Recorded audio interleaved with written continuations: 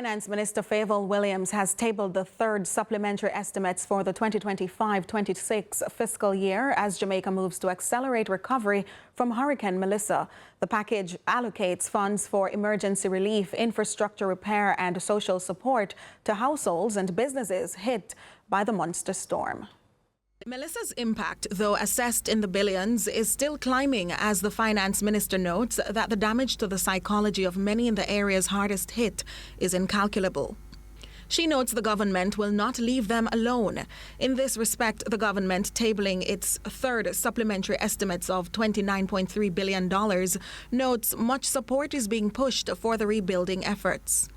In the third supplementary, Madam Speaker, is Hurricane Melissa response and relief, $29.3 billion or 142 million US dollars. The Ministry of Economic Growth and Infrastructure Development will receive the largest share at $7.2 billion for road infrastructure and procurement of 3,300 containerized folding units of housing.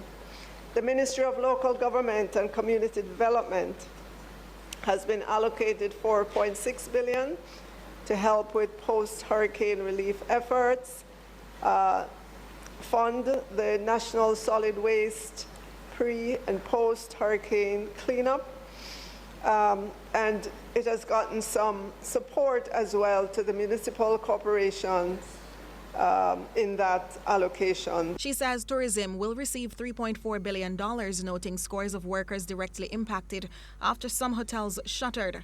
Additionally, the Water and Climate Change Ministry will receive $3.2 billion to facilitate water restoration efforts. The Ministry of Agriculture, Fisheries and Mining will also be allocated $3 billion for relief and recovery within the agriculture and fisheries sector. And the Ministry of Energy, Transport and Telecommunications, $1.5 billion, lots of repairs to government buildings and other critical infrastructure. Alongside those Melissa-induced spending is the government's own spending to keep government going. But, Madam Speaker, that's the power of preparedness and fiscal discipline. In the face of nature's power, we are reminded of our vulnerability. The minister says based on the impact of the disaster and the fiscal effects, there's been a suspension of fiscal rules for a minimum 1 year with possibility of an extension if deemed necessary. To fiscal year 2029-30.